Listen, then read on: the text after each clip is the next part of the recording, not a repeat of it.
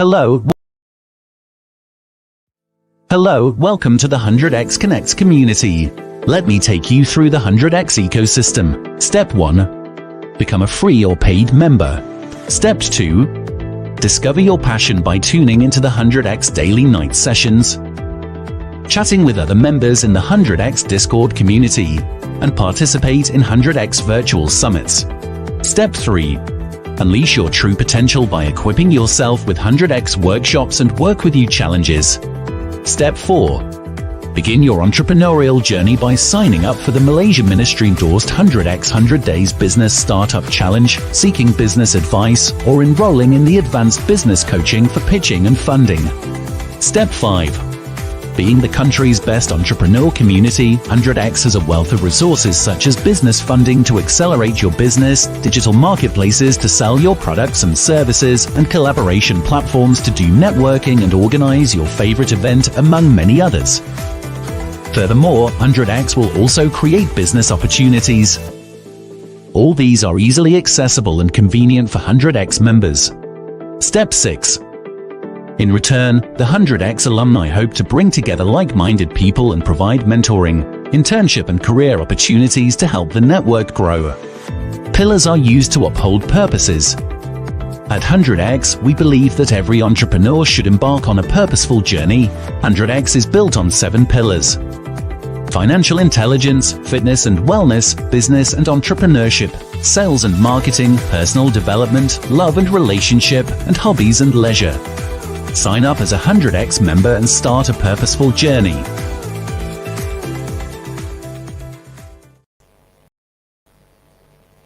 Good evening, ladies and gentlemen. So welcome back and welcome all of you. If it's the first time for you to the Pocket Financial brought to you by 100x Connect. So I am your host for tonight. I'm 𝗟𝗃 and there you have Yvonne. Hello. Yeah, Yvonne here as also one of the Pocket Financial for tonight. So there you go. Last week we actually talked about what? Last week We talk about, oh my God. we talked about goal setting last week, right? Goal setting your goal. What is it that you can actually implement for your new year? That's why today it is different thing. Now that we already know what we want to actually set, but sometimes you also want to learn a little bit about other people's mistakes here. That's why we came up with this topic about the mistakes that we should avoid when it comes to financial mistakes from the age of 20 to 60s. Because if you are in your 40s, probably, you are doing something okay for someone who's actually aged 20, but not and also 30, but maybe not suitable for 40. So that's why today we want to actually build like a timeline for everyone to analyze and show everyone actually at what age, what should we be doing and what should we not be doing. Yeah. So maybe we can put on for those of you who's actually watching our Facebook Live, YouTube Live, and also LinkedIn Live currently, do also say hello to us. So we are the host for you on this 100x Pocket Financial. Yeah. So our topic today about financial is how to avoid financial mistakes from 20s to 60s. Now, if you're listening from this moment itself or so, we also hope that you can also share out the biggest financial mistakes that you have experienced in your life so that all of us can also have a look and experience and also try not to experience the financial mistakes that you have done as well, right? True.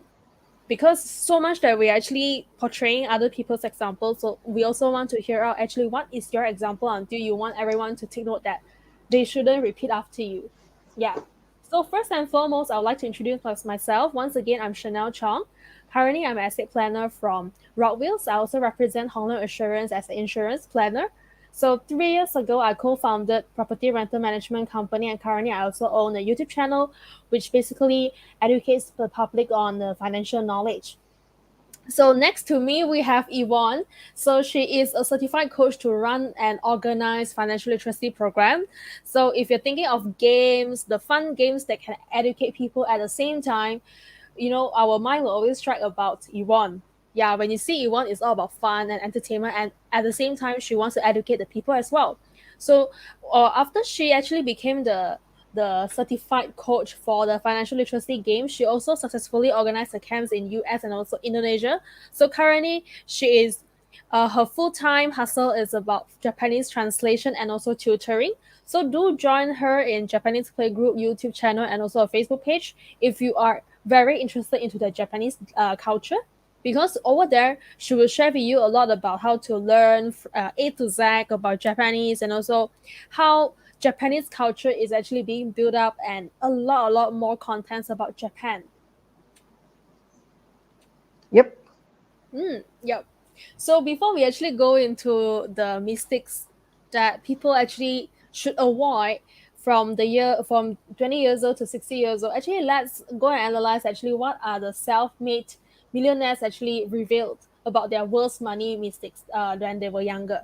Because I believe that for a person to be successful today, I don't believe in anyone not making any mistakes before. Like I think Yvonne and me, we have shared many times about the mistakes that we have done before, also maybe 10 or 5 years ago.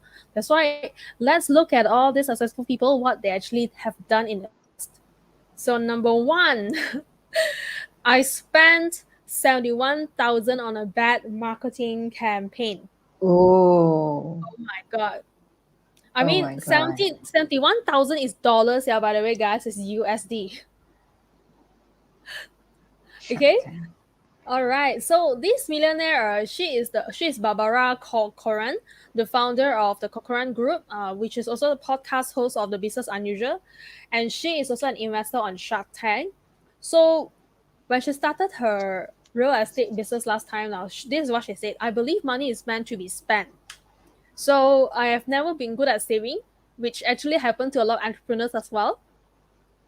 But I wish I hadn't spent the Korean group's first big profit on a marketing campaign that flopped." Now, I would say that when it comes to every business, never put all your eggs in one Put basket, your right? eggs in a basket. Yep, definitely. Yeah, imagine 71,000 is her very first profit from her company. And then without retaining the profit, she just put everything there for a marketing campaign. So guess what? She's saying, when I put all the real estate listing on the videotapes with their respective agent, I didn't know that none of my agent would want to hand out the tapes with competitor agent inside. So what happened is that she spent the 71,000 to make the videotapes. That means you imagine the videotapes showing you all the listing. After the listing, they'll show the face of the agent. Okay? And not only that, they show one agent, they actually show not only that they show one agent, they also show many more agents. So the agents, even though they are given this kind of material, they don't want to be shown competing with other people, so they have decided to just hide it under the drawer. So as the owner of the group, Barbara actually, is hurting her wallet. I spent 71,000, but yet none of my agents use that material. I could have I could have Mm. asked for opinion. I could have foreseen that this is actually coming, but it is too late because I've already spent the 71,000 on a very bad marketing campaign. Okay, Mm. so guys, if you are also in a business just like Barbara, if this is your first business, you finally made your first profit, yeah. Did you also think of throwing back all your money inside for a marketing campaign or for expansion? If yes, think twice. Right? Really think twice. If it is something that you have been doing and it is a guaranteed success, or maybe there's a high chance of success, maybe you can go ahead. But if it's something that you are actually trying a lot for the very first time, probably this is the Yeah. mistake that you can learn and assess yourself on the situation. Yeah. Okay, so the next one, I overspend without having a financial buffer. So this is actually Oh, very dangerous. similar to Barbara. I think she also didn't have any buffer, right? She spent all her Mm. profits. Okay. So this is by Craig Handley, the co-founder of Listen Trust, who is also the author of Hire to Quit, Inspire to Stay. So what he says is that when I started making my money, I spend it on my passions and I spend it on helping my friends and family before I save enough. Now, can you see that this is actually someone who sacrificed for other people, but not themselves? Yeah. So he said rather than investing it to generate more revenue, I use it to, I think it's a bit YOLO lah here. So I thought Mm. that the money would keep flowing, and I didn't prepare for any challenges. So when they came, I lost 85% of the income and I found myself struggling. So that's why creating a financial buffer before anything else a, is actually a solid plan to generate a return on your passion. So, It's always this thing is about the mm, emergency funds. Having emergency funds correct. always what Like the me and sinking Shen, fund. Yeah. yeah, we both have been we cannot emphasize more every time we share every Monday, almost every Monday we talk about have an emergency fund ready, have your sinking fund before you do other things, right? We've been Mm. talking about this. Yeah, not only that, but more towards this person also didn't even save money to do investments, which I think Mm, is also very, very crucial because later we're going to touch about what you should do in the 20s. A lot of people fail to realize that actually investments or savings need to start as early as possible. If you're able to do yeah. it during teenage, it's even better because why? The rule of 72, the compounding effect is so huge that you'll be surprised 10, 20 years down the road when you're still very young, you already have that kind of enjoyment already. That's why now, if you are also the kind who actually committed the same financial mistake as this person, Greg Hempley, now go ahead and actually repent. And after repent, please commit yourself to do a financial buffer for yourself because we can talk all to the sky, but if you're not doing anything for yourself, there's nothing much that we can help as well, right? You want? We can only Yeah. advise you. Yep. We can only Yeah, so suggest. number three. Okay, I think this is always the most popular topic of all, right? A lot of people, and I can say a lot of people bankrupt is because of credit card and also loan. Uh, So credit card is actually a loan that is eating people out without people realizing. Yeah, mm, sometimes it is actually quite fun to just use credit card. You won't feel the pain because it's not using your money in your bank account. But by the mm. time you realize it, because you realize that you can't fork out the money to pay for a credit card, is the red light. So let's see what this. I'm Mm, totally what opposite of this whole thing because Chanel mm, is like asking me to Yvonne, you have to use a credit card because I don't use credit card. So she's like, Yvonne, you have to start to build your credit. So I was like, okay, I'm fine. I'm going to go and apply for a credit card soon under my own name because Ivan is too safe. Ivan is too I'm not, safe. So yeah, I'm still I'm okay. not, I I don't only own. buy the necessary things. I only have like I have a sub card. All my cards are sub, so I don't have my own card under my own name. So it's like she said, "Oh no, Mm, you have to start applying under your own name." I was like, "Okay, okay, yeah. okay, I'll do it." Being too clean may not be a good thing, but Yeah, being sometimes too clean being a is not little a good bit thing. dirty, having the credit card also mean that wow, you got to have the self discipline. You are Yeah. given the facility, but if you're not disciplined yourself, you may end up ruining your life, just like how Yep. this person did, right? Mm. So this person is named as Michael O'Brien. He's an executive business coach, author of Shift, Creating Better Tomorrow. And he's also founder of his company called the Paceline Leadership Academy. So what he said is that my first job after college, I was in commission sales. Now, for everyone who is in commission sales, it's actually very great when you get those huge income coming in, right? It's like you can Yep. foresee what you can buy after you get that very, very big fat commission. So same thing for him. When I crushed my quota, I spent like a king. So when sales were sluggish, I tried to maintain that lifestyle using credit cards. As sales slowed down with the recession, I maxed out my cards and was down to my last $3.73. So when I had to ask my father to give me a loan, it felt like a failure, but he helped me out and ultimately taught me to live beneath my means. So that spark helped me to get a debt free and showed me the freedom of financial wellness. Now, can you imagine? We have always also emphasized on this thing, which is it doesn't mean that you earn millions today and you are financially free. Financially freedom means that you actually live below your means. Every month when your income comes in, your income is always above your monthly commitments, right, Iwan? Yep. So same thing, you got to know where your limits are when you're spending every single month. What are the necessities? What are the needs? What are the wants, right? So for this person, it's because he couldn't forego his lifestyle. He's been so used to living there. Probably it's just the lifestyle that he adopted. But because he's so used to it, he just couldn't put down himself. So eventually he actually just lived like a king.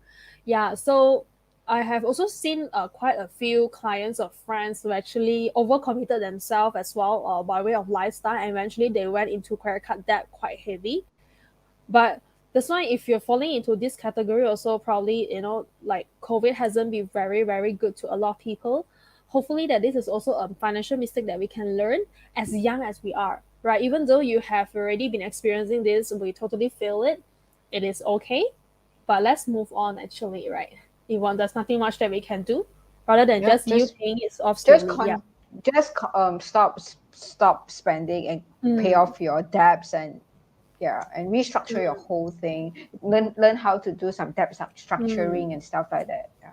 Yeah, if you are not even sure how much you're spending, yeah, do start tracking how much you pay for whatever category every month already. You got to do those very tedious work already for yourself, because it's only through finding out what you actually spend every month on, that's when you know And or how much you actually can if you do afford to not pay. know, if you do not know how to do it, Chanel is very good at it. Go and ping her up. Yeah, can pay me, can pay me. I can do Yeah. a favor for you. Yeah. And Okay, that's she do, I always ask her to charge. You should be charging the things, the materials that you actually prepared for yourself. It's going to worth millions, the thing that you prepared for yourself. not until millions lah, but I hope that I can help more people, to get Yeah, out of the definitely. debts, the rat race, Yeah. and to start developing more income towards it. You know what? Mm. Just over the weekend, yesterday and today, I got three friends ping me up saying that they have property who hasn't been rented out for Mm. more than a year. Wow. I got like, oh, why is this happening to me? Like, why are these people actually keeping their property aside and not renting out, not generating income? Yeah, so that's also one thing that we want Mm. to talk about later. Yeah, Yeah. not only just to keeping track of your expenses, but you also need to make sure that your income are coming in. You need to really work that out as well. Yeah. So number four is very why people overspend their credit card is because, like this example, Sarah Cripps, I fell victim to lifestyle inflation. Lifestyle inflation. Last week, my sister and I, we were like, oh, Chanel bag increase every year by 20%. It is such a high inflation as compared to any other household items. But if you're falling as a victim towards a lifestyle, and every year you must die, you must change your car, you must change your bag, you must change your branded stuff. So what's gonna make life develop you into, right? You're gonna be forever the slave towards the lifestyle. So what she says is that she's the founder of Wholesale TED, one of the largest online educational resources. Okay, so Mm. when she started making six figures, she shifted her spending to match her income rather than save the difference. This is actually what happened to a lot of people in the world when they actually move up the career ladder, for example, when they are actually earning more.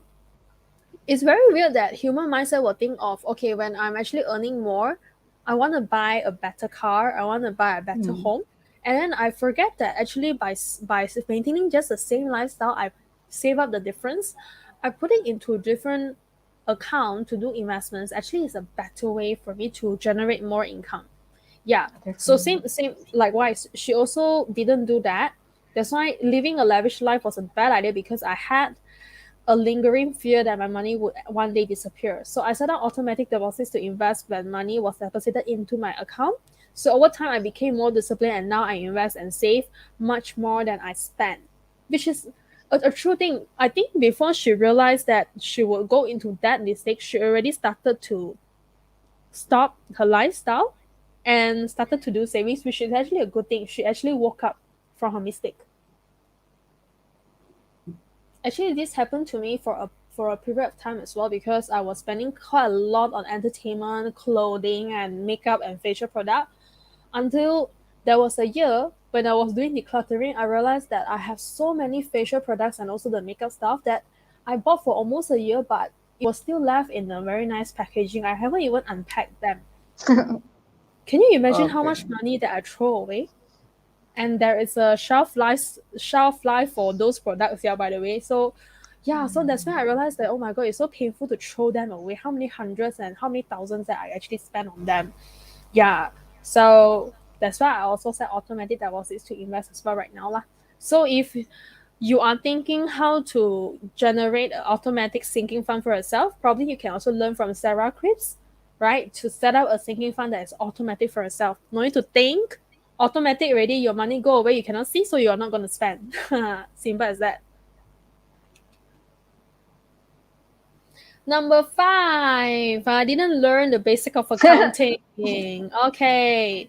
To all the non-accountants out there, it is okay that you don't learn the basic of accounting, but you can actually always ask a friend around because, like what he said, 𝗬cie𝗂𝗁𝗲, the co-founder of accountingdepartment.com, which is a virtual accounting service for small businesses, he said, if someone has told me how important an accounting is, my first 2 businesses wouldn't have failed. Oh my God.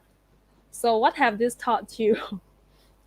Always look for an accountant friend if you have no idea at all.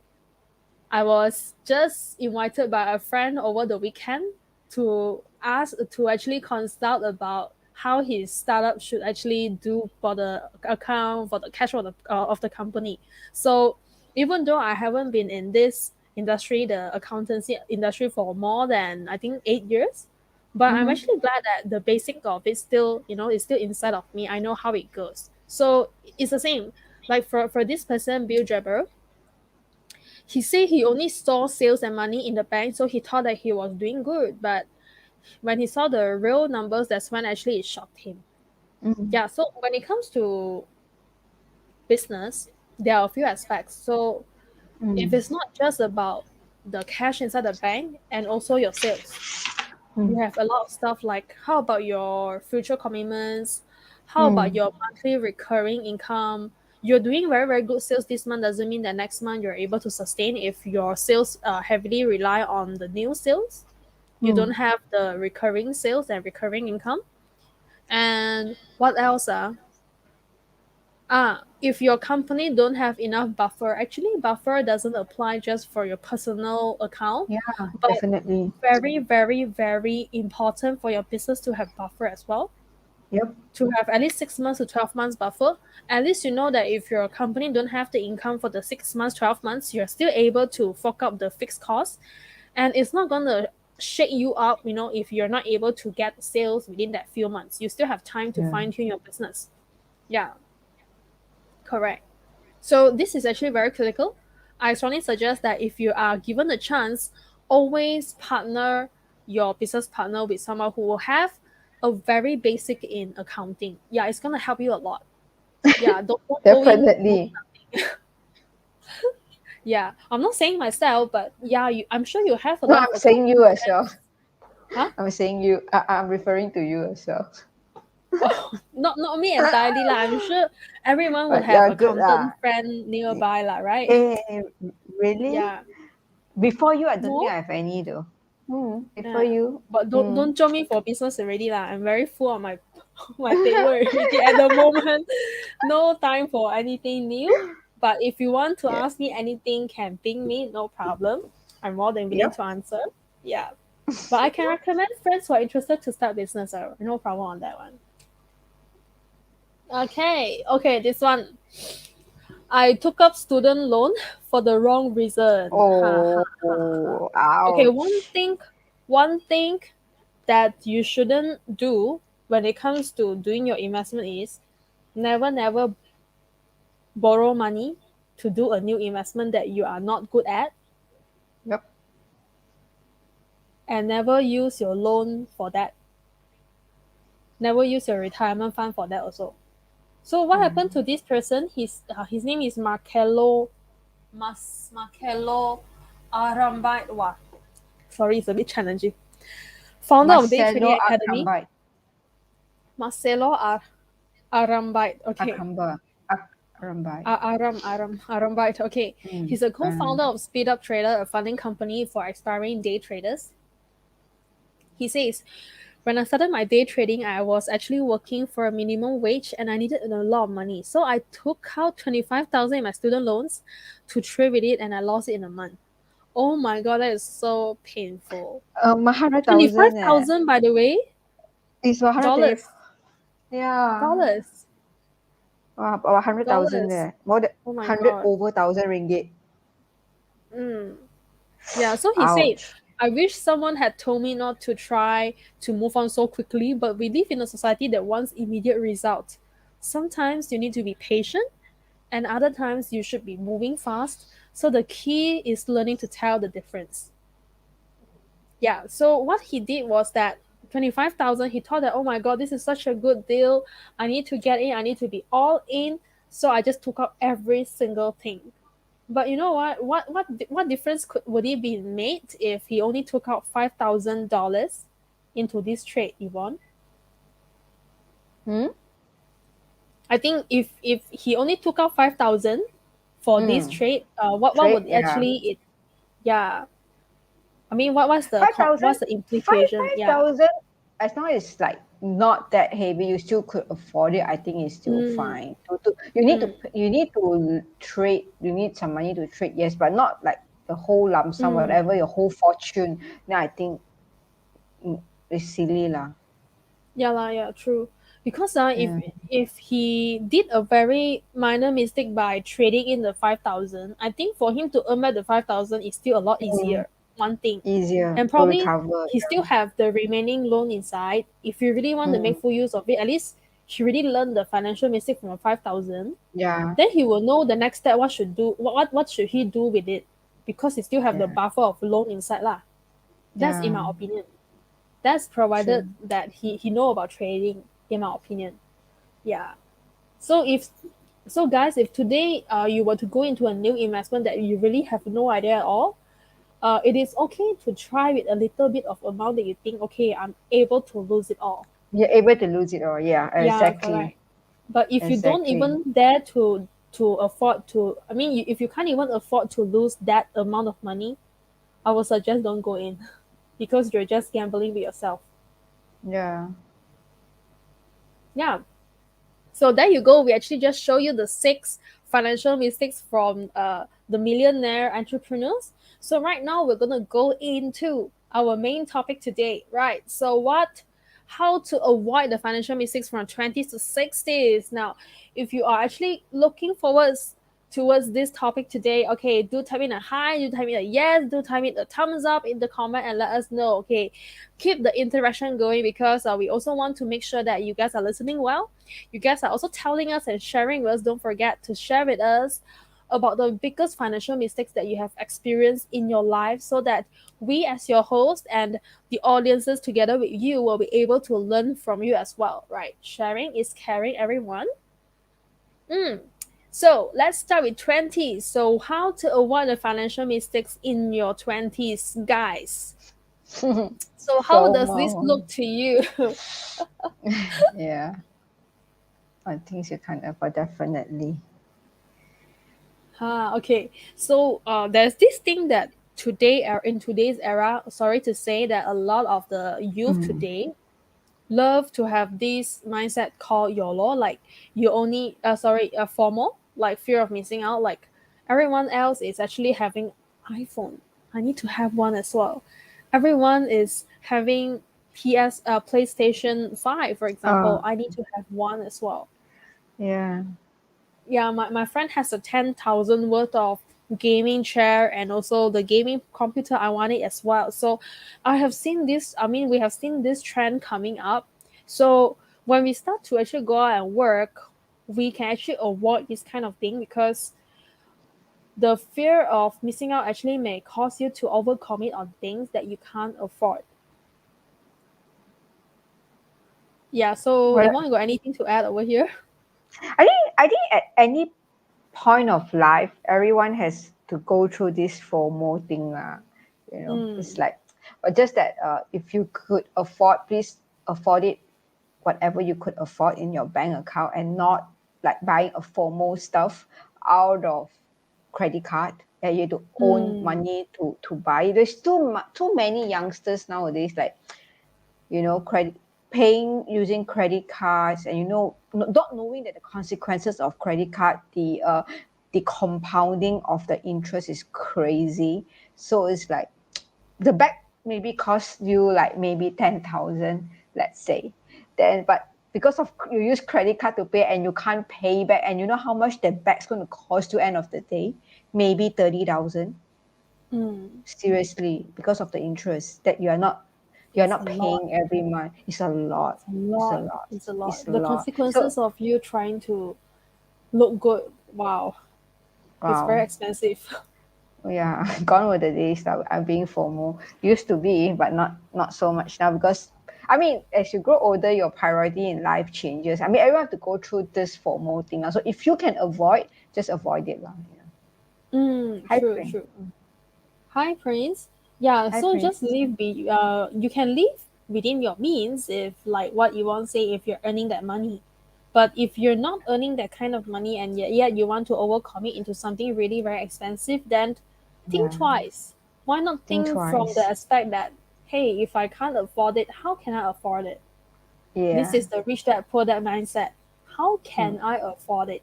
Do not live on credit. It's very, very dangerous. Trust me, I've seen Uh, clients you who have know, done that. Really, talking very, very. about Yeah. this, I think me and Chanel should actually just praise ourselves a little bit. Over today's message, both of us got. I show you the message this morning. It's like both of us. Last year we did a challenge and stuff like that. So some of them we have a 21 days 60 challenge days, how and to a how 60 to do days a pipeline challenge. challenge.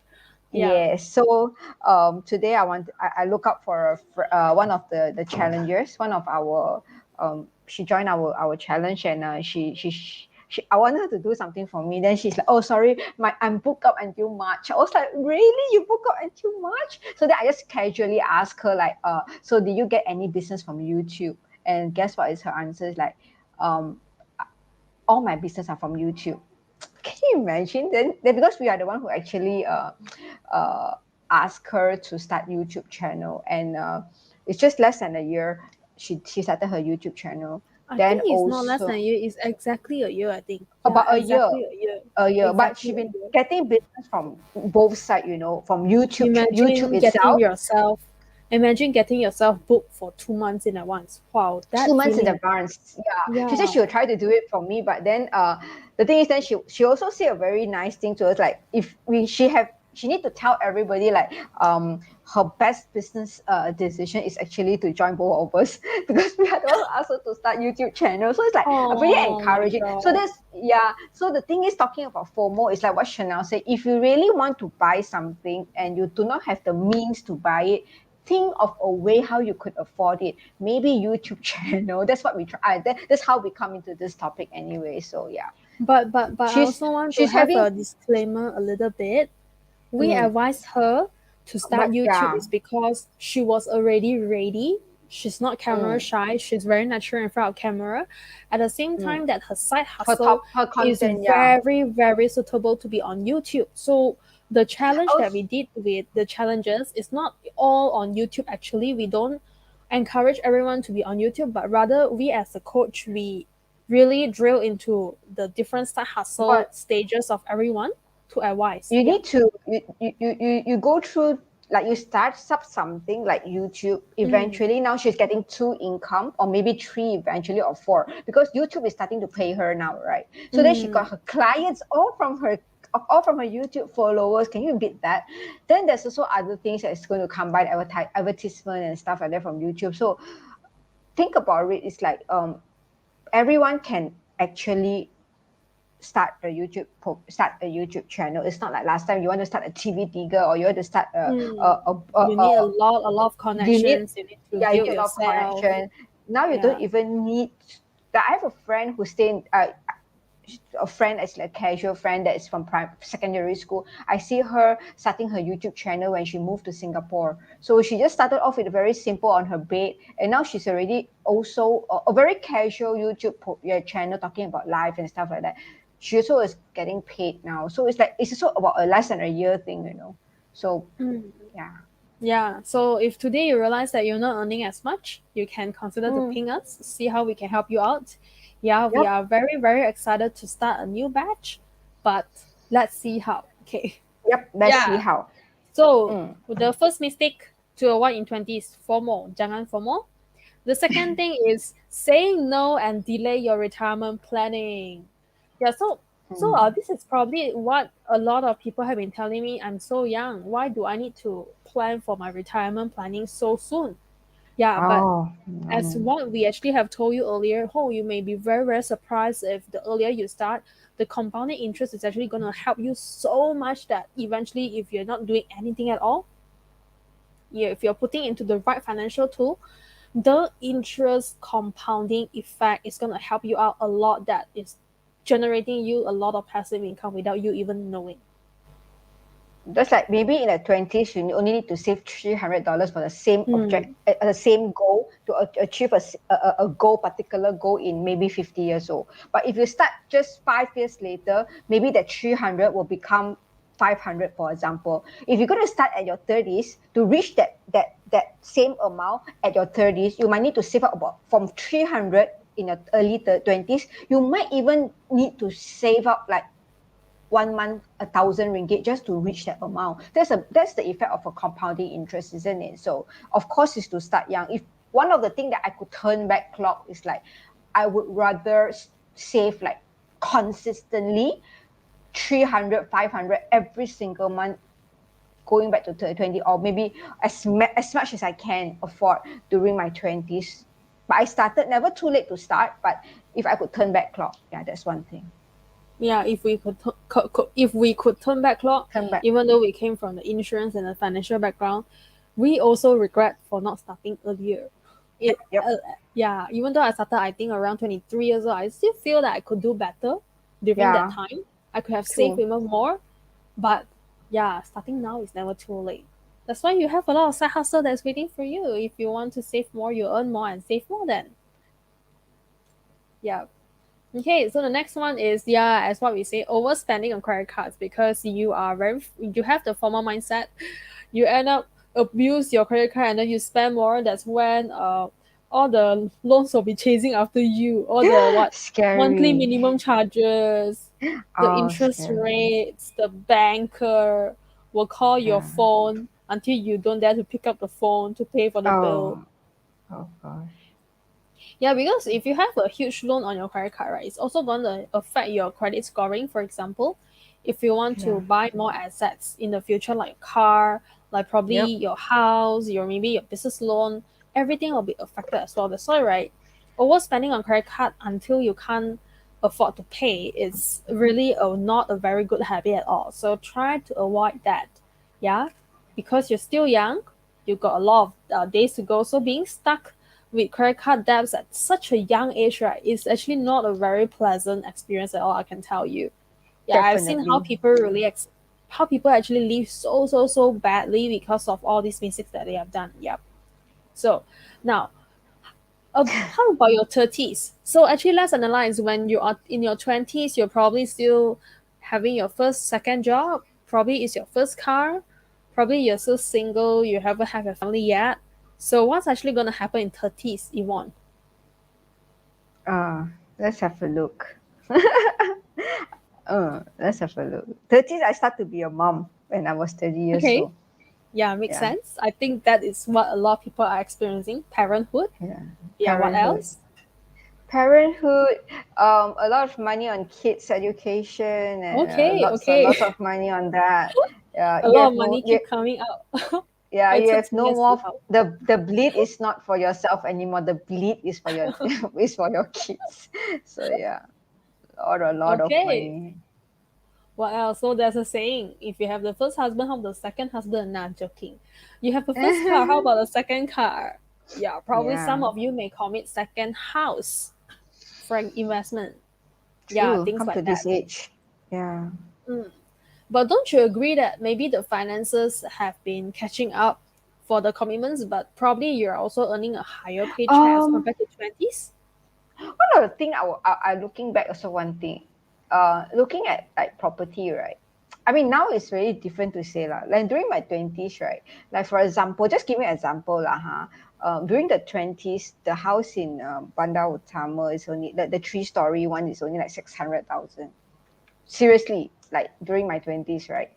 So it's about roughly about 6 7 years later, right? That house like tripled up, like tripled up. So it's like now 600,000, ask yourself in this area, like what can you get? You can only get a condo, seriously. So Maybe yeah. just a studio. Studio, you're right. I mean, nowadays, right, I see, I've been looking at property recently. Then I see one thing very, very, across the board, they are the same. It's like the price is getting cheaper, no doubt. It's like maybe 300,000-400,000, you can get a But property. the square Maybe, footage smaller. oh, yeah, exactly. So end of the day, right, you are paying more because it still earn up to be about 1,000 per square feet, Mm, 900 per square feet. It's still very expensive compared to last time. Oh my god, yeah, it's very the house is getting smaller and smaller, but the price is, yeah, it looks affordable though. It looks affordable, but mm. the square feet is very, very small. Yeah, so I guess you're right lah. Like people nowadays are looking more towards the price point than looking at the overall square footage, because I think Exactly. affordability is actually at stake right now.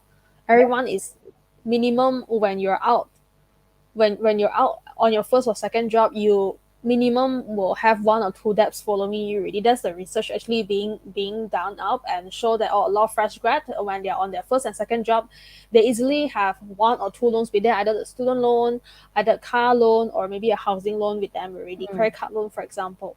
Yeah, which Yeah. I'm not, I don't feel weird at all. So actually, let's see what you got to avoid in your 30s. Yeah, so we talked about investments just now. So one of the mistakes is not diversifying your monies into different investments or pipelines. Mm. So I have seen a lot of people, they are so good in saving money, but yet all they do is to put inside FD. That's all, which I feel is what a waste. Because if you have the ability to save the money, it is very, very useful if you have to diversify your monies into the different pipelines. Sometimes a bit risky if you can take it, but if you can't take it, maybe just take something that's medium. But putting in something that is like yielding a bond, like something that's giving you 1 to 2%, may not be the best to help you to maximize your retirement planning. Yeah. Yeah, isn't it, Yvonne? Yeah. Definitely. Correct. So if you are hesitating on this part, you can also ping me and Yvonne about it, because we really would love to see, how we can help you out in your investment portfolio as well. Okay. Yeah. So the second thing is very much like what Yvonne's concerned. Whatever that you're paying in your 30s is no longer for yourself, but it's more or less for your children already. So if you're actually paying so much even during their childhood, like for their tuition fees, for their entrance classes, right? So one mistake that you may somehow commit is not planning their education funds ahead for their needs in the future. So what actually are we talking about is, I'm talking about maybe if you are planning to send them to international school, or if you're planning to send them to uni or college, and in the future you have that ambition to send them to overseas. Don't you see that if you don't start to plan for them now, it's gonna give you that financial stress later on if you plan it later. Don't forget compounding For interest. for this part, if you want, to know where to send your kids to in university, you can ping me up, because I've done my research for the past 10 years, and my daughter wasn't even born yet, but I already roughly know where to send her to, and with a minimum course, and with good Yvonne, education system and stuff you like that. you say I need to sell my thing. I think the more you need to sell your this research that you have done up for so many years. I know, yeah, but yeah, it's not education. People say shouldn't be expensive, but then it is too bad. It is, because everyone need to survive. Even a university has also going through some of closing down during the MCO and stuff like that. Of course, but those that is famous, like with the endowment, with heavy endowments, yes, they could survive. But there's also a lot of countries that actually offers very good university, but with a very, very minimal fees. Of course, there is some requirements that TNC. need.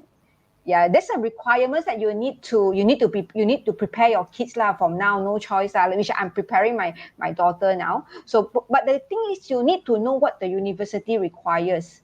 So if only then you do enough research, like these certain countries require this certain thing, a minimum requirement, then you just start planning now.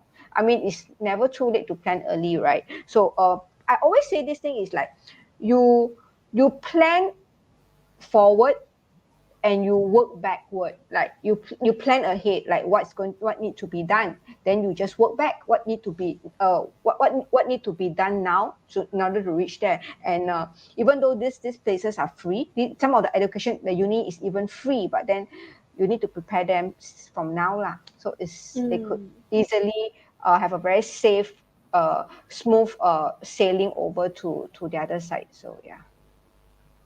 Yeah, so imagine Yvonne only has one child. If you happen to have more than one, good luck to you if you're not planning ahead of schedule. Yeah, Yeah, have to plan. if you heard it correctly, right? She started to plan before she had a child, if I'm not wrong. So I- if you I already plan my have children, please plan ahead. like for example, right, when my daughter was 7 months old, I already sent her to 𝗧cie𝘂𝗃𝗯𝗲.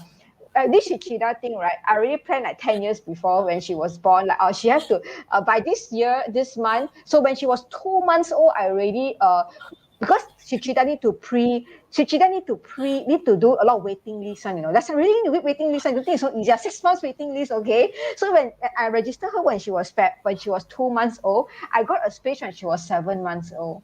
So all these things, it's like you have to plan ahead, basically. So all the things like, you have Plan to just ahead. plan ahead. Plan ahead, but there's so much ahead. Oh my god, this stressed me out. Yeah, so for those of you who also plan to have kids, please, wow, hearing this also stressed me out already. Yeah. It's But at not least you look at Yvonne now, she's so chill because she already planned for it. So I think that's why lah. That's why, right? So chill right now. so chill, right? This one is how you should avoid this financial mistake, which is to take insurance lightly when you're around 30s. Actually, Why is insurance that are so? actually insurance are free. To think about it, insurance are really, really free. Think about it lah. You go and do your mathematics, you go and use a bit of your analysis, and you should be knowing that insurance is actually free. Right? To me, insurance is like a sinking fund to me. Like my I cousin need it one daughter, day. I will definitely need one day. I'm just putting my money into my insurance policy like a sinking fund, so that one day if I need it, I'll claim from it. That's it. a lot of people got there's few things that I can see throughout when I'm in the industry since I'm like 5 years old, right, until now. A lot of time insurance is the fastest way to get money out.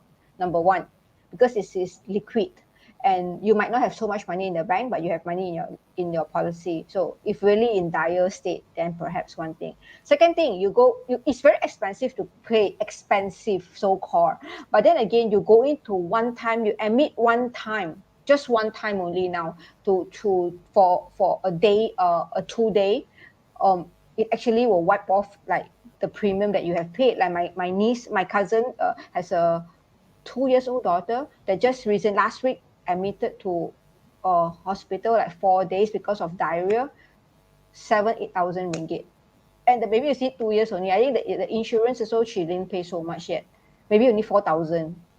Because she's only 2 years old, right? But the bill come out to be 8,000, wipe off already. So it's like it's literally free, right? Because you need that money, right? So it's so many. Yeah. So I think think about medical insurance is something that in the 20s everyone should buy already. So in the age 30s, right, baby. a lot of people forget about 30s is that their life value have gone up. So imagine now you're actually Expensive. starting to raise a family in your 30s. Yeah. That's why it makes your life more worthy. That's why it is the best time for you to take up life insurance, because now that you are Just remember the age. I don't know when I'm not sure when now, but my time, since I'm until the time that I stop insurance industry is 36 years old. You can see by your policy, the pricing below 36 is still very affordable. Don't get your below insurance after 35 lah. Below 30, 35 your for men. birthday lah. Your For birthday, men, 36. Insurance is it's 36 lah. So you can see straight away, right? At 36 regardless man or female or male like in AIA, the income, the policy will straight away, the premium will straight away jump one, very high jump. 36. So below 36, please plan your insurance. Just a tip for you all. Yeah, because why? Not only that you're still very healthy. To be honest, 30s is actually you're still very healthy, but your responsibility have added up because that right now you are already raising a family. So, and this adds up even more value if you happen to be the sole breadwinner of the family entirely rely on you. That's why this is the best time for you to add insurance policy. Yeah, it may be a burden to you, but you may thank yourself later on, because in the long run, when your investors are making money, you will actually somehow compensate that. Why? Yeah. Because I have seen in the 30s, it is actually very normal for people to be aggressive in their investments. That's why a lot of people, they diversify into different baskets. But always also remember, when the more diversified you are, the more you need to even put your money into safer pots of funds like Yeah. insurance and really very, very safe savings. Okay, maybe I can share something about my client here. So I have this client. He told me that during his 20s and 30s, he's definitely around 10 times richer than he is right now. He's also Mm-hmm. very rich right now. But what happened is that he used to be in investment banking line. So last time, even though you're just working in an investment bank, you're actually Earn a very lot. rich, because yeah, Very you earn, not only that you earn a lot, you also get a cut from the the deals and company's stuff. Yeah. performance as well. So not only Yeah. that, you know very well was about the investments, and investments back then don't really have a lot of choices, right? So that's why they know how to invest. But because he knew that how capable he is into investment, there was a time whereby he saw a very, very potential investments. He just went all in. Because of that, he lost how many figures? That one is, he lost 8 figures, So double rich, digit millions. so rich.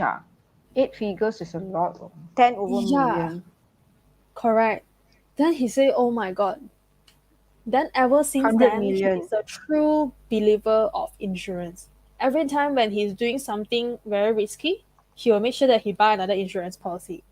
Mm. Every time he does something, he will buy another one, because he says the last thing that I want it to happen to my family is, I don't want my family to live without money, because my children meant a lot to me. I can be very broke in my businesses, but I cannot be broke for my family. I cannot stop providing for my family, because they have been so used to living that kind of lifestyle. Mm. Yeah. So that's why, even though when I knew him, he was already in his mid 40, right? Mm. He has been adding insurance for himself for quite a bit lah.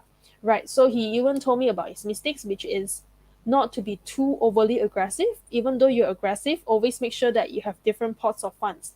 So he told me he was so lucky that at that time he had a few insurance policies, and he still have some money with a wife that actually helped to save his life. Or else, right, he said he Mm. really couldn't foresee how he could cope with the life back then. It was really very, very dangerous for his life.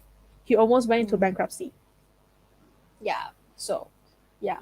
And you know what? If you are thinking that wait, maybe you want to delay your insurance, delay later, right? Really pay within your means as well. All right.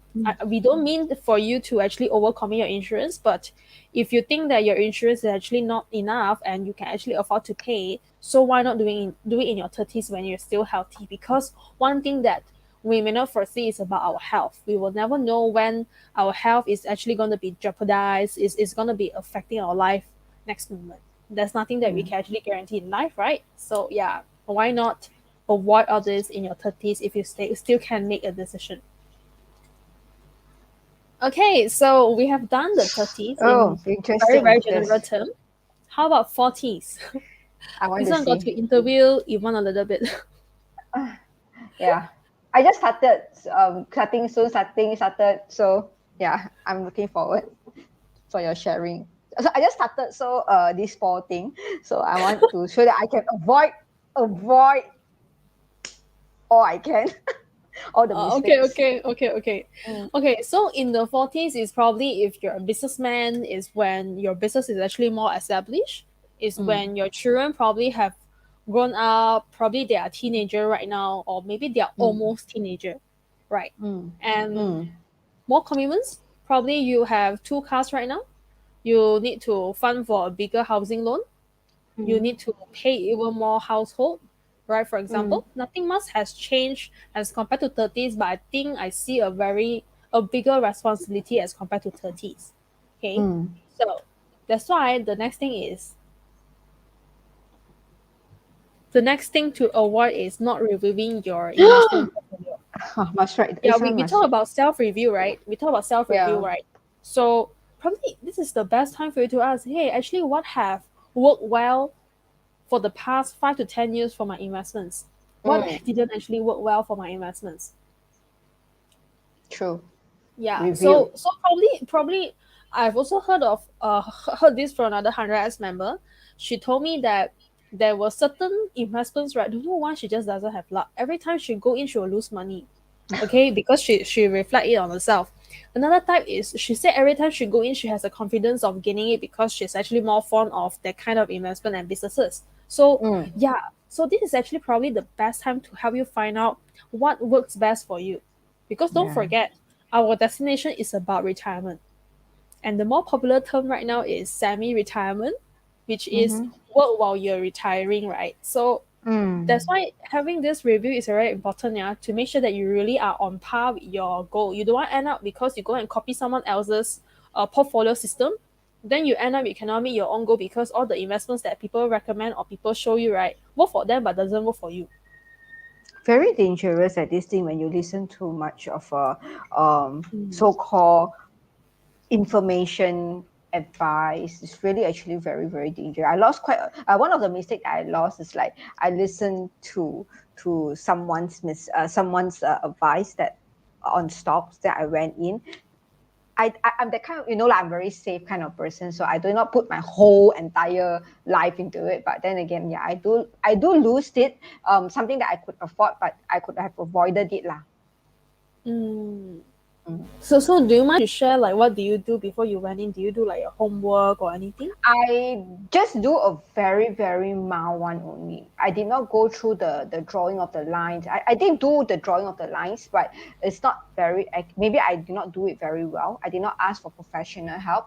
Then I straight away very hushly I went in. So the stock was just actually some speculation and stuff. I mean, it's normal to go through Mm. all this process. I mean, everyone do go through it. I went through it. So end of the day, you still need to if for now, if I'm now, I will ask Shana, Shana, can you help me to see this one? Can you help me draw some lines? Or I will go to someone that I know, or can you help me to draw some lines? And when we see the line, we need is a moving average. If you do not, we have shared this book before. The third book that we MA. share, Yeah. yeah, it's an MA, is a moving average. So I would actually ask an expert to help me to see it before I hushly go into it. Yeah, that's something I would do now lah. Yeah, so why we want to touch on this is because also during your 40s, probably your risk tolerance level have changed.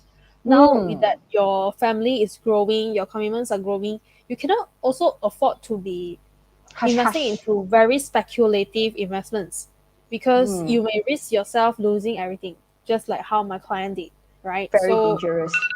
so probably Sorry, my alarm this is to my alarm this is to the alarm to tell me stop working. tell me to drink water. Oh, it's your alarm, not mine. All right. Yeah, it's fine to drink water. Okay, so this is actually a wake up call to tell you whether you should proceed with certain very speculative portfolio or not. Yeah. Yeah. So for you, maybe last time 50% into very risky portfolio, but when it comes to 40, probably you want to put from 50%, maybe I'll just want to move to 10% because I cannot afford to lose the money already. My Yeah. family, my parents all rely on me right now. So yeah, so that's why this is also a very good self-review stage, I would say, to see back what you have achieved in your past and what you wish to achieve for the next 20 or 30, 40 years. Yeah. Yvonne, for example. Yvonne just said what she actually have done. Yeah. I'm so sorry for you, Yvonne. It's okay. Yeah. But something that I could afford to lose, but yeah, I should have just pulled out. But I still keeping it because I thought like it will go back up again. silly Oh. mistake, playing with emotional, Nah. which one of the things that we have shared is talks about emotion. So do not let emotion I already control told you how yourself. I lost my money in my 20s already. Exactly right. So Speculation you lose talk as you lose well. more than me lah. I lose very little only. You lose more Is than me. it? Yes. But I use remember that can for like a meal only lah. So okay. 2 meals lah, a maybe. meal? 1 meal. Two Oh, meals lah. MEAL. I thought MEAL. MIL. MIL. No lah. No lah. Chanel no lah. Not MIL lah. I MEAL lah. look But up to two you. I trip. look up to you. No lah. I'm So not, you okay, know me, I'm very safe. another thing in your 40s to avoid is ignore writing a will. Why Yep. is now? Don't forget that 40s is actually the golden age for everyone to accumulate quite a bit of their assets, and their assets can be very valuable. May not be the time to harvest yet. That's why you really need a very comprehensive planning to make sure that all your assets are actually safe. So Yeah. just now we mentioned in your 30s, one of it to make sure that it's being protected is your insurance. So in the 40s, the more you need to plan on doing a will. Yeah, because probably your children are still teenage, your wife is still young, but may not be able to afford to take care of the children if you're no longer around. So it's actually a lot of commitments here. So that's why you need to write a will to make sure that if anything bad were to happen to you, at least the family know how to move forward in at this age. Yeah. Okay, so Prince, how much does it cost to write a will? So to answer your question, right, in Malaysia, it only costs between a few hundred to a few thousand to write a will, but it also depends on how complex it is. That's why there's a price range here. Yeah, because when you're writing a will, right, writing a will amazingly it's not just about going into a place, engage with the estate planner to write a will, but more towards about a checklist to help you to address more concerns. Yeah, to me, it's a kind of checklist. It is not just writing all these assets go to who, but more towards like, oh, okay, my parents are so old. Who is going to take care of them? My children are so young. Who will be the guardian? Who will be the best person to take care of them until they're able to be independent on their own? Yeah, Yeah. I And have a don't very forget you have specific to child. Hmm. yeah, you have to besides the guardian part with your kids, you have to also allocate a certain amount of money Mm, to this particular guardian for your kids' daily expenses, school yeah. expenses. All these are also So part of your will as well. correct. So if you're fearful that the guardian will embezzle the money, that's why some parents choose to set up a trust so that the guardian will only be able to take up the money on a monthly basis. So they won't be able to abuse the money that is being meant for your children as well. And the guardian gets a pay as well. So is it a lot of consideration. Because based on our experience, things will go ugly without a will. Yeah. And you know what? Some more coupled with the fact that today, right now, it's our life is full of uncertainties. Like we may hear of people who get COVID now and then. So that's why we got to be extra careful here. In fact, this is just a general statement about people need to write their will by 40, but in fact, the age actually have gone down as well. If you're still in your 20 and 30, I have a client recently that write with me is a 20 over year old. So don't be surprised that actually will planning and estate planning has become a very high demand service already due to our surrounding effect. Yeah. So if you're in your 40s and you have yet to prepare some an estate planning for yourself, it is time already for yourself. All right. So the next thing to avoid for your 50s. All right. So let's have a look. 50s. 50s, I think probably Yvonne, your child is already studying in college. 10 years from now. Mm, Hmm.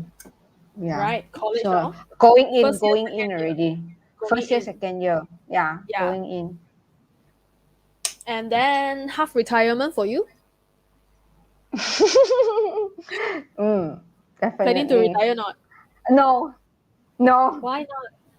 don't want to retire. I retired for 10 years already. I don't retire just why I came out, right? So I don't Oh, want to okay, okay. retire. Don't want to retire.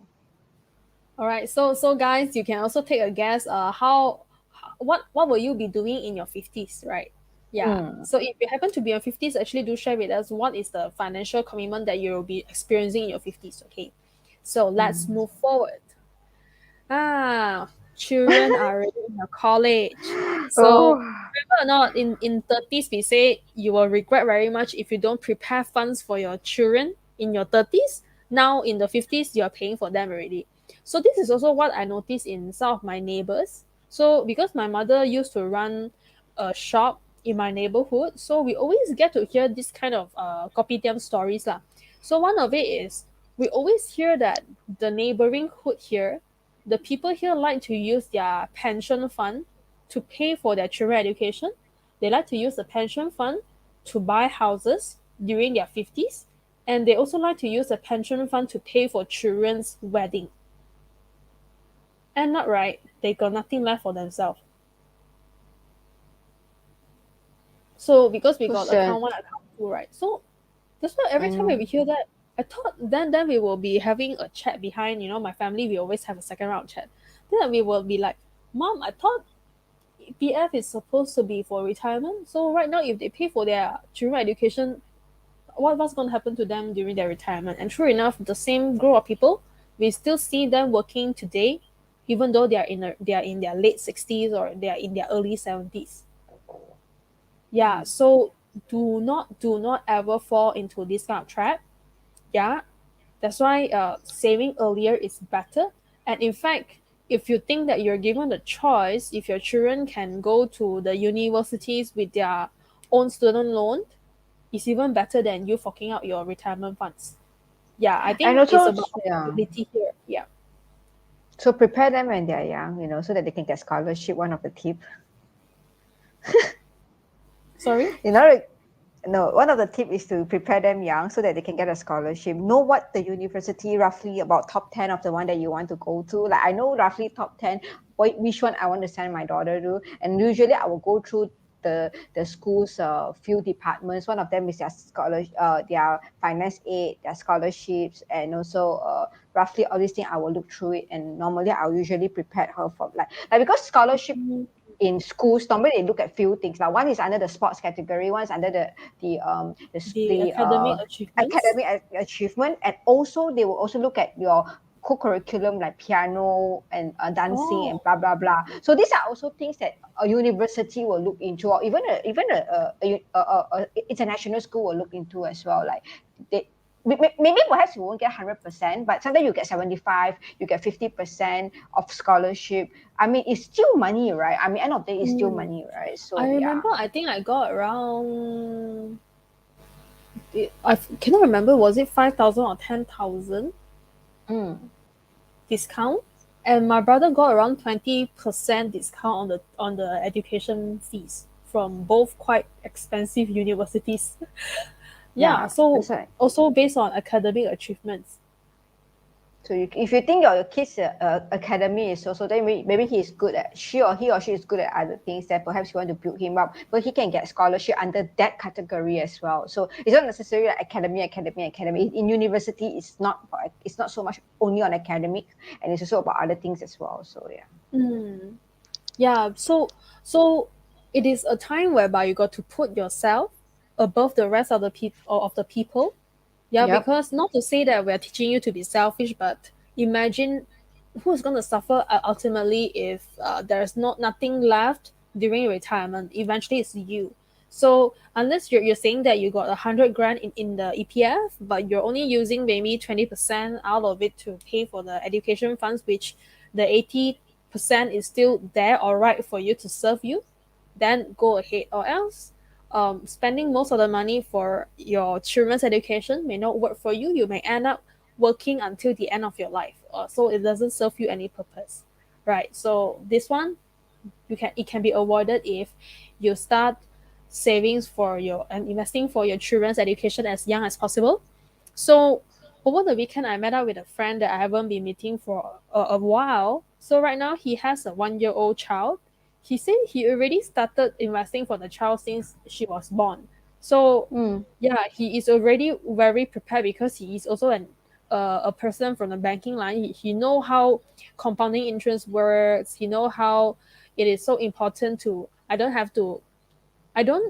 He told me he doesn't save a lot, but he save early. He save consistently. So which is actually a good thing to me, because education funds, you don't really need to save like 10 grand a month. maybe you can start with just a few hundred a month, right?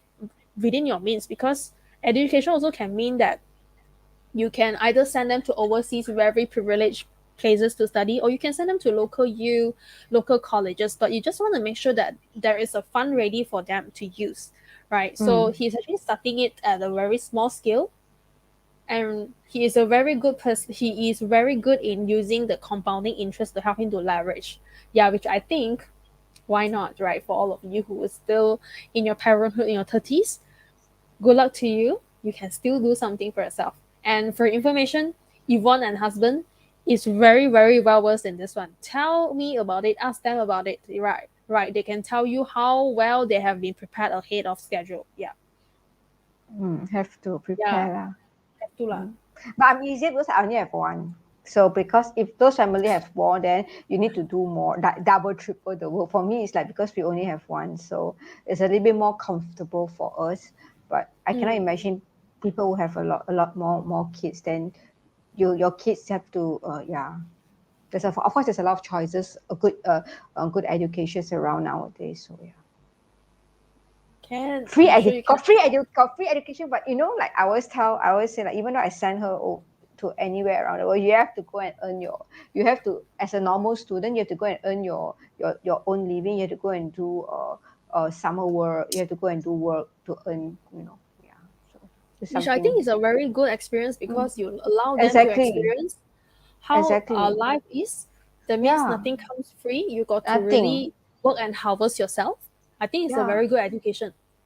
And also In very fact, good every planning. parent should educate their children like that.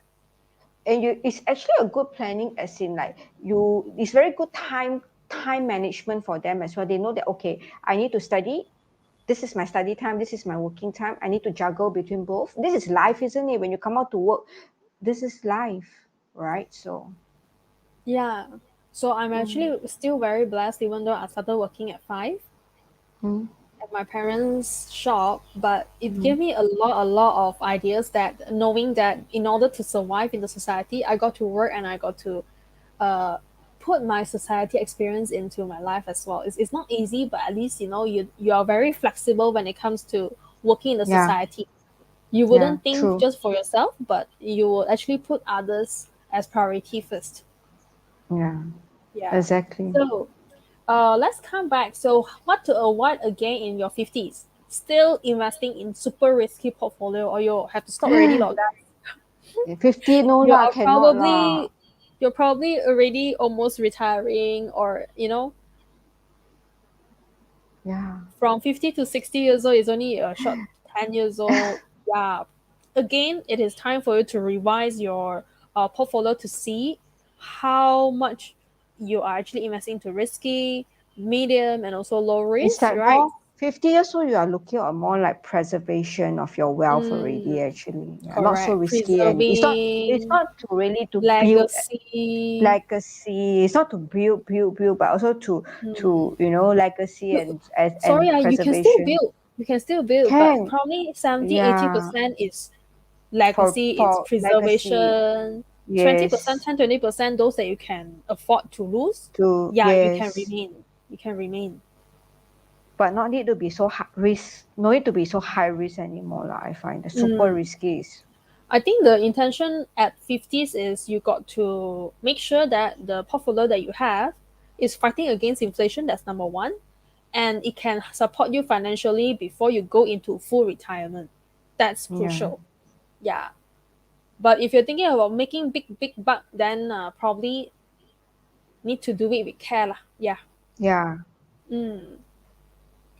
Okay. So how about 60s? Clock is ticking right now. So 60s, the number one regret of a lot of people, according to this research, is that Definitely.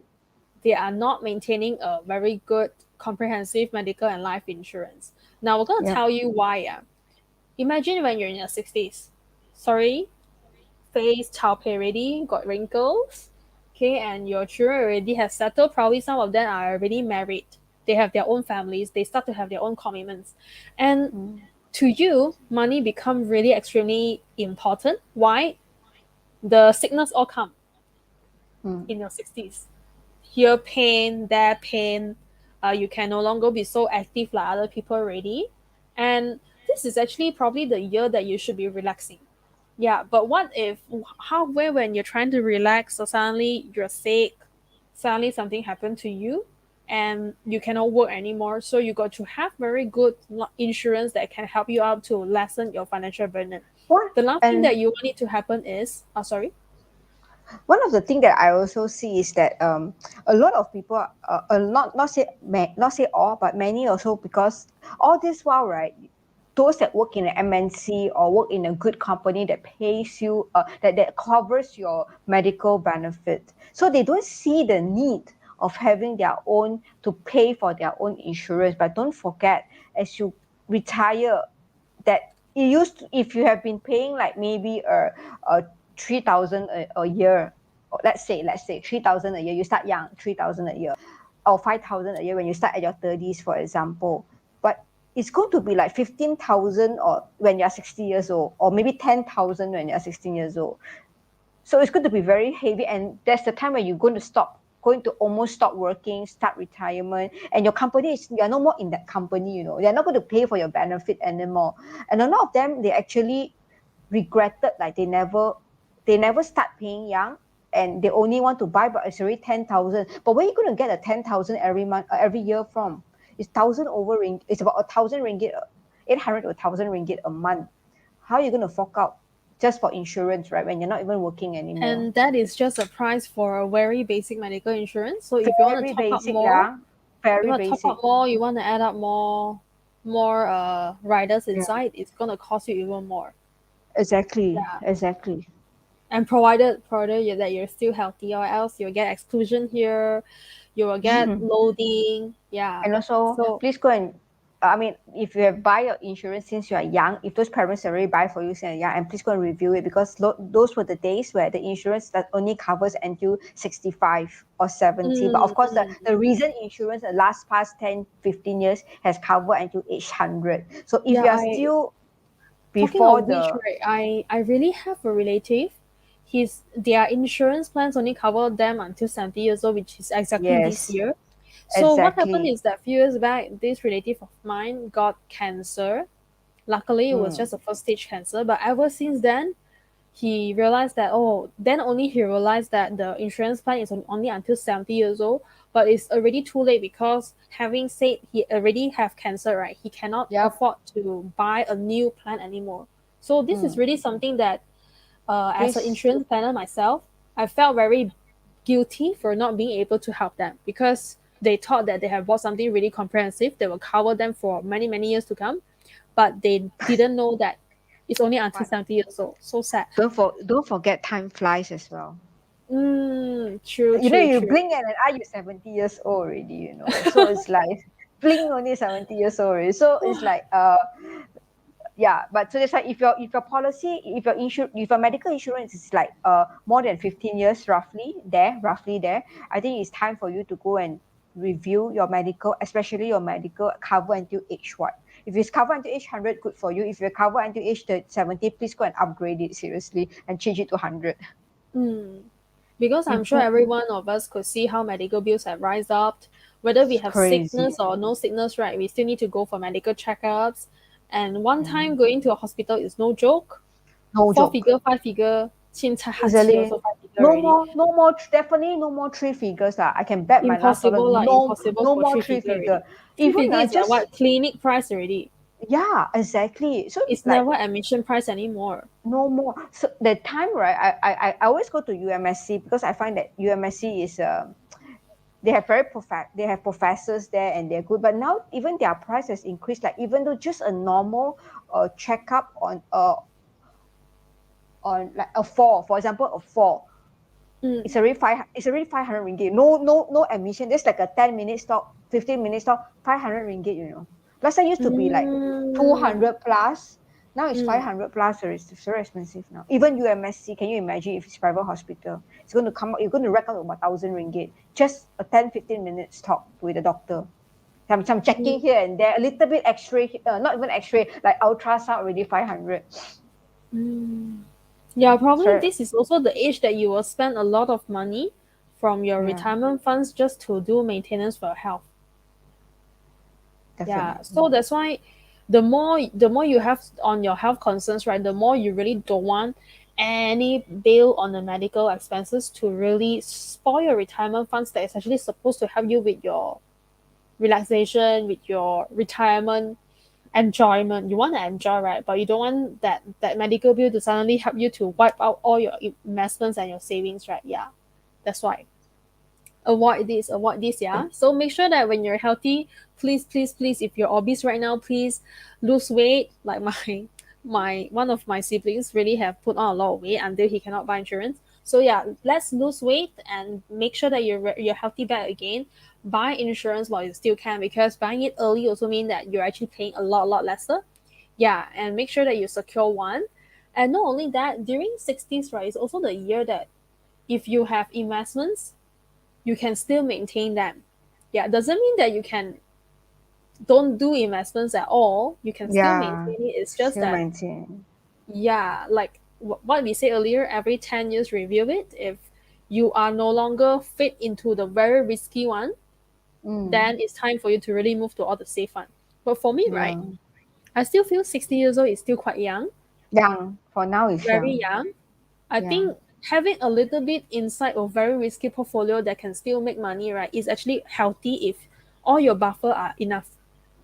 It's But not make gonna sure the buffer is make sure the buffer is enough that I think you can do a lot of things with and you it's can just, do a lot of actually things. 60 is still very young Because for now. 60s is the harvesting time for your compounding interest. Is Yeah, that's the golden period whereby all your compounding interests are very gao. It will true. come to you. So I think if you have so many choices, you don't really need to touch them. It's just that if you want to start all over, move all your safe funds into a risky one, that one, of course, you got to think twice. Then, yeah, do not abandon your investments. The advice here is, yeah. So, of course, 60 years old also mean that you want to plan out for a legacy as well. If you didn't plan out in your 40s and 50s, 60s is also a best era for you to plan for your legacy, because now that your children already, maybe they settle down, they have their own families as well, probably, it is time for you to really think, oh, okay, what's the next step now that I have grandchildren? What do I need to do more, about myself and also my family? What if I'm no longer around, right? So it's about giving back the love and the wealth to your family again. Yeah. Okay. So with that, thank you very much, everyone. Yeah. So we have come to the end of the sharing session. We hope that you already listened up from the beginning until now to know what to avoid for the financial mistakes during your 20s until your 60s. Yeah. So, Yvonne, do you have anything to add to our audience tonight? Thank you for staying back, like, to listen, and you could share this out to your with whoever you think that needs to listen up to this, even for your children, like maybe they just come out for work. I mean, they should also know a little bit here and there about finance if they're not from the industry. If you're not from this industry, the finance industry or the insurance industry, your information or your experience might not be as vast as a lot of us which is into the industry. So I think yeah, we should actually share this thing out to people that's not from the industry as well. Yeah, so it's still never too late for you to share this Facebook Live. So for those of you who's actually watching the current Facebook Live, you may actually share this Facebook, the YouTube Live, to your group of friends, to your personal profile, so that more people can also be benefited from tonight's sharing, which is how to avoid your financial mistakes from 20 to 60s. All right. So once again, we would like to say thank you to you. So I am Chanel Chong. So if you want to, and Yvonne Chin, right, we are your host for the Pocket Financial tonight. So if you would have more questions and you want to know more about how we do certain planning, what kind of investment or mistakes that you're currently facing, and you want to get a little bit of advice here and there, you can always ping us here. Our phone numbers are here, right, to find out more from us. Or you can even PM this Facebook page here via the messenger to also reach out to us. Yeah, so with that, thank you very much, everyone. We will call it a night, and we will see you all again, hopefully next week. So we will also see what topic will come out next week that we can help you out as well. So if you happen to have certain topic that you want to know more about, do drop us in the inbox down here so that we can actually take a look, and if it's suitable, then we will actually share out next week to all of you as well. Yes, please.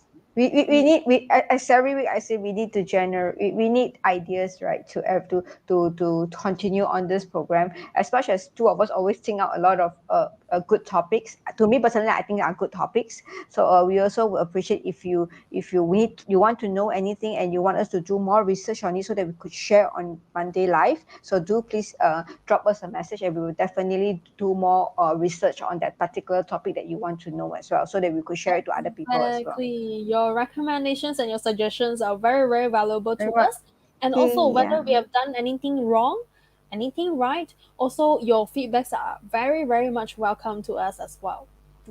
So with that, good night everyone. Bye-bye. Hello, welcome to the 100x Connects community. Let me take you through the 100x ecosystem. Step 1. Become a free or paid member. Step 2. Discover your passion by tuning into the 100x daily night sessions, chatting with other members in the 100x Discord community, and participate in 100x virtual summits. Step 3. Unleash your true potential by equipping yourself with 100x workshops and work with you challenges. Step 4. Begin your entrepreneurial journey by signing up for the Malaysia Ministry-endorsed 100x 100 Days Business Startup Challenge, seeking business advice, or enrolling in the Advanced Business Coaching for pitching and funding. Step 5. Being the country's best entrepreneur community, 100x has a wealth of resources such as business funding to accelerate your business, digital marketplaces to sell your products and services, and collaboration platforms to do networking and organize your favorite event, among many others. Furthermore, 100x will also create business opportunities. All these are easily accessible and convenient for 100x members. Step 6. In return, the 100x alumni hope to bring together like-minded people and provide mentoring, internship and career opportunities to help the network grow. Pillars are used to uphold purposes. At 100x, we believe that every entrepreneur should embark on a purposeful journey. 100x is built on 7 pillars: financial intelligence, fitness and wellness, business and entrepreneurship, sales and marketing, personal development, love and relationship, and hobbies and leisure. Sign up as a 100x member and start a purposeful journey.